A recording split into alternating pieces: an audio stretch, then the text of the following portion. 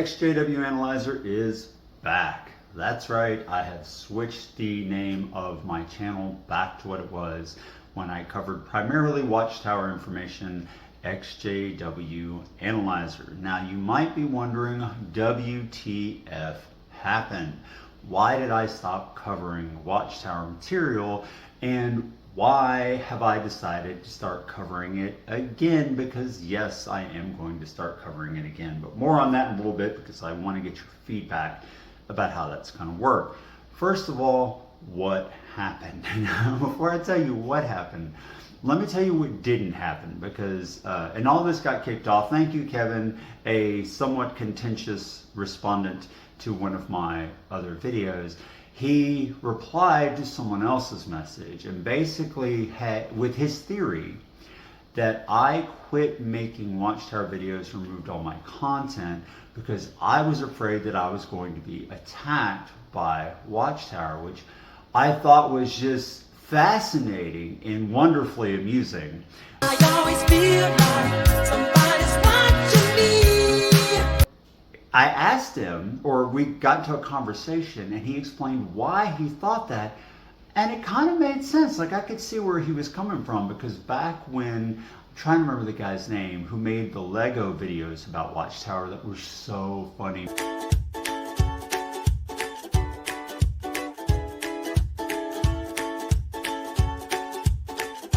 Welcome to Duptown.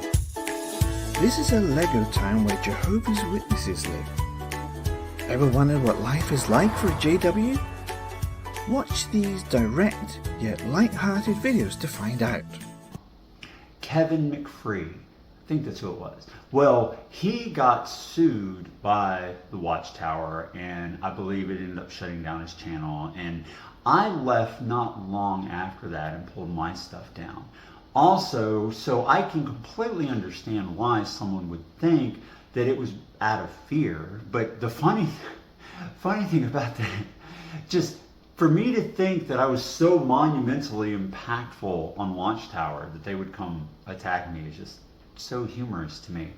And it was very different because their claims against Kevin McFree regarding copyright and that kind of thing is entirely different from me just using my free speech to give my opinion on Watchtower articles and things like that. So no, it wasn't that. I had someone else tell me, this was again way back when, that they thought I was controlled opposition, like I was actually with Watchtower, but I had was pretending to be against them, and someone found out about that, and so I had to disappear.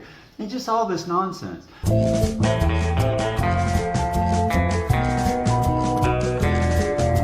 And this is what happens. Look, not all conspiracies are theories.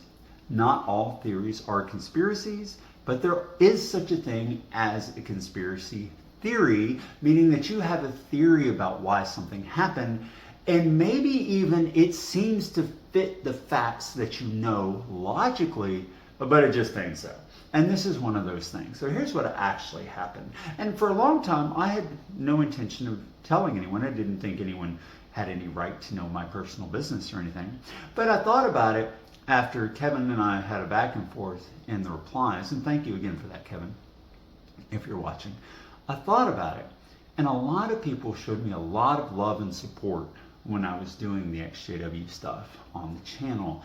And so I do feel like now, looking back at it, all the support I got, I had a Patreon, people were even like financially helping me out so that I could make these insane number of videos. I was doing like 2 a day.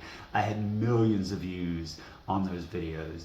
And I guess I do kind of owe you an explanation about what happened. So here's what actually happened.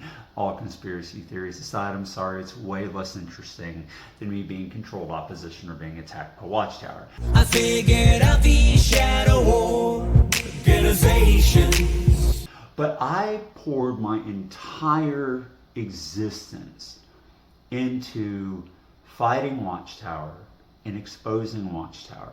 I did this all day long. I was spending like 10 hours a day recording, editing, writing videos, producing, collaborating. It was non-stop. I was exhausted, but importantly, I was still very angry towards Watchtower for everything they had done. And I'm sure if you are an EXJW, you can understand what that anger feels like.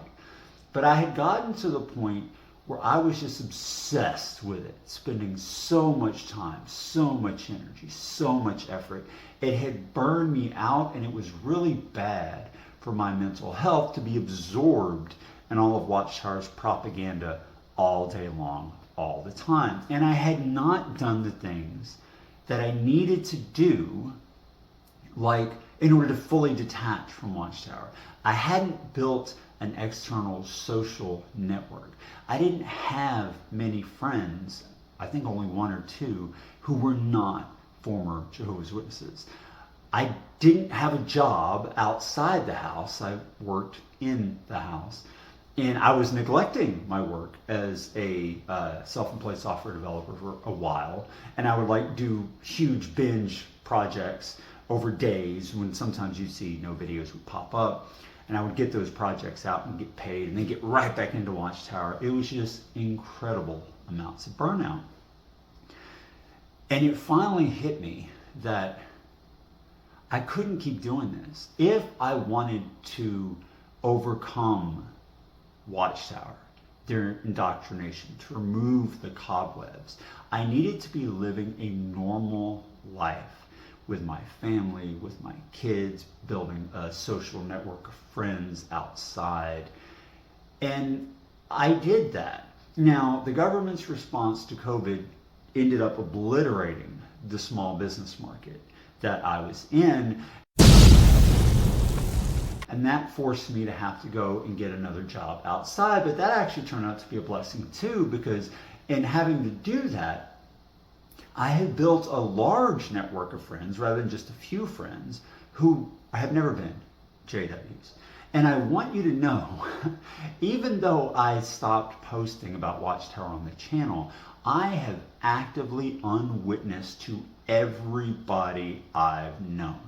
Everybody at work, all my friends, everyone I come into contact with in any long-term relationship of any kind knows I used to be one of Jehovah's Witnesses, knows what I think about the religion, knows about the shaming, the shunning, the child sex abuse, the prevention of certain medical interventions, all of that.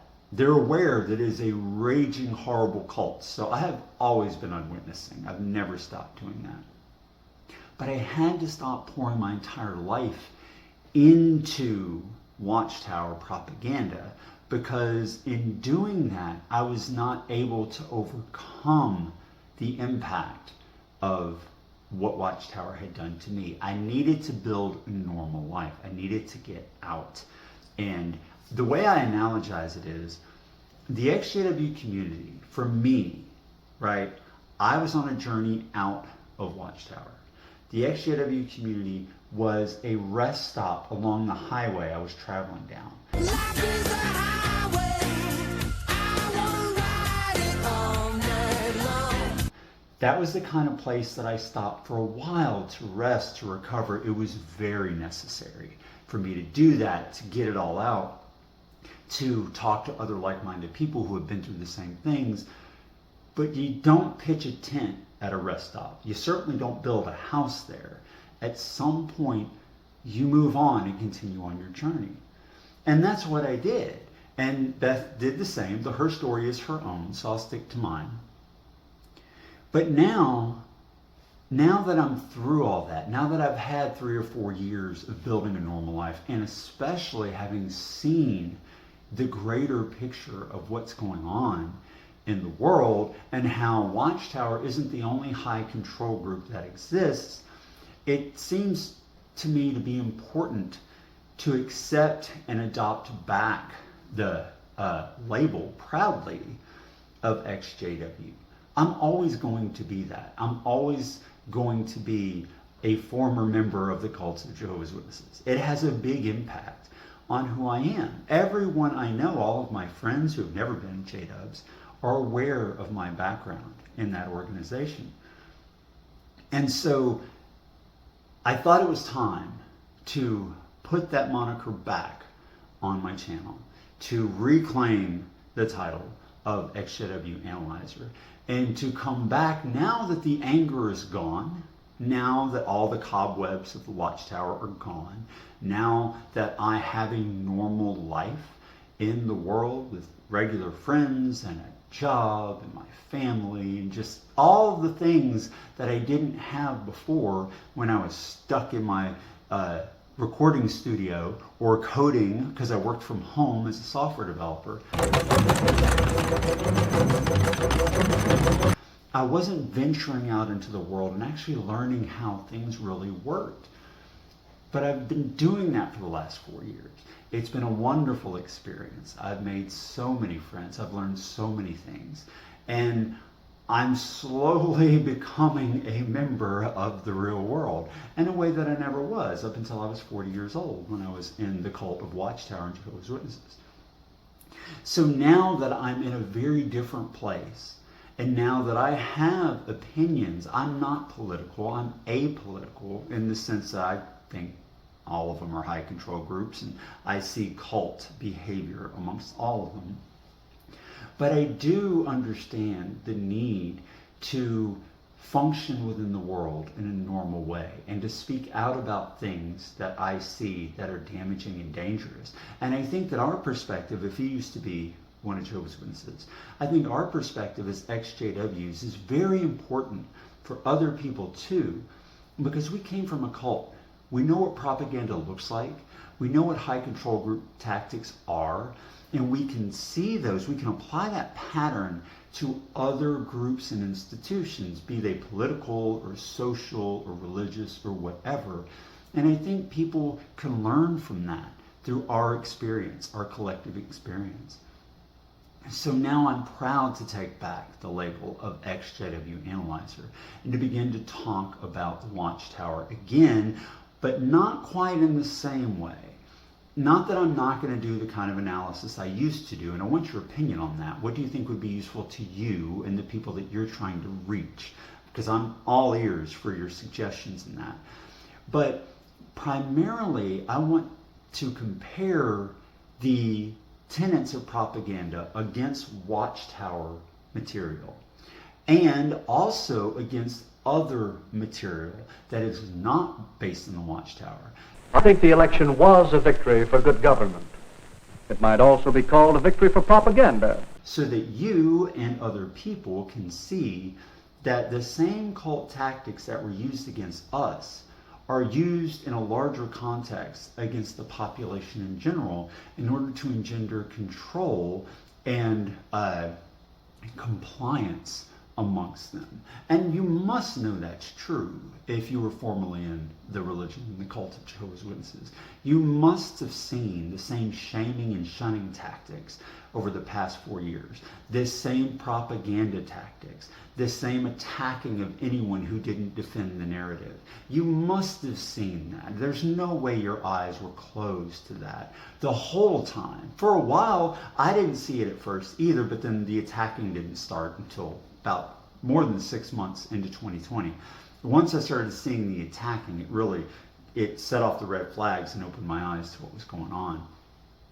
But I really think that you would do very well to look at your experience as one of Jehovah's Witnesses and what was done to you and help other people see how that's being done to them on a broader scale. Not by everybody, and don't get me wrong, I'm not paranoid, not by everybody, but that just to have a healthy and clear understanding of the incentives behind what people are trying to get you to believe that benefits them and doesn't benefit you. And that includes the Watchtower Bible and Tract Society, the governing body, and all of those individuals who are benefiting by current members of the Watchtower and Jehovah's Witnesses believing what they have to say. It's not helping them not going to college, them working dead-end jobs, them pushing all their time into serving Watchtower, them not reading outside material to broaden their education and their view of the world. That's not helping the average member of Jehovah's Witnesses at all. They're broke, they don't understand critical thinking, they don't know what propaganda is, and they're reading it every day when they read the Watchtower. They don't actually know what the Bible says about various topics. They only know the cherry-picked pieces that the Watchtower has shoved down their throat. And because of that, they are grossly harmed. Their children are horrifically harmed through all the child sex abuse cases that have broken. Watchtower is bleeding people. They have been since the late 90s, early 2000s. It's obvious their numbers that they use are misleading at best. You can see all the stuff that's going on. They are liberalizing, meaning like tattoos used to be, nope, couldn't do that. Now you can. Couldn't used to have beards, now you can. That was a real what the whenever I saw that they were allowing beards now. They're liberalizing because they're bleeding so many people and they're trying to just hang on to that control. But they're losing. The tower is crumbling. Now, I know it's not falling as fast as you want it to, or as fast as I would like to see it. But we just, it is what it is. It's going to happen the way it's going to happen. And now that I've overcome all of the struggles and the anxiety and the anger, and I can be objective about it, I feel like it's time to step back in and analyze some of these things. Don't call it a comeback. I've been here for years. It's coming from the background of a 40-year member of the cult of Watchtower and Jehovah's Witnesses, because I think it could help. And I've had people ask me, would you upload your old stuff again? And I don't think I'm going to do that. I think I'm going to take a new perspective, a fresh approach to this. But I do want your suggestions and your opinions. One, would you like to see me continue or to start back talking about Watchtower again? Two, what kinds of things would you like me to cover? What tack or position would you like me to take? Now, I can't promise I'm going to do what you ask, but I'm all ears to listen to your suggestions.